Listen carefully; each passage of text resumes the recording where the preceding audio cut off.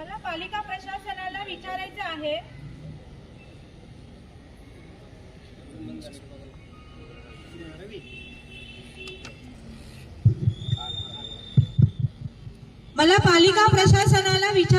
आहे, जर त्यातून दिवा शहराला पाणी द्यायचेच नव्हते तर ते जनतांचा खर्च हा कुणाच्या पैशातून झाला।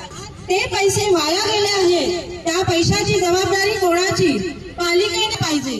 मागील 12 वर्षापासून तुम्ही काय केले? या जलकुंभाला सुरू करण्यासाठी जनतेला आश्वासने देण्यापलीकडे त्यांनी काही केलेले नाही।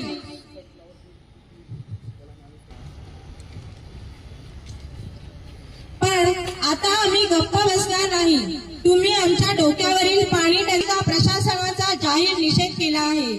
आमचे नेते राजन विचारे साहेब, दीपेश म्हात्रे साहेब, केदार दिघे साहेब, सुभाष भोई, रत्नेश्वरी ताई आणि महिला जिल्हा संघटिका वैशाली ताई दरेकर राणे यांच्या मार्गदर्शनाखाली आम्ही हे आंदोलन करत आहोत। जोपर्यंत दिवा शहराला पाणी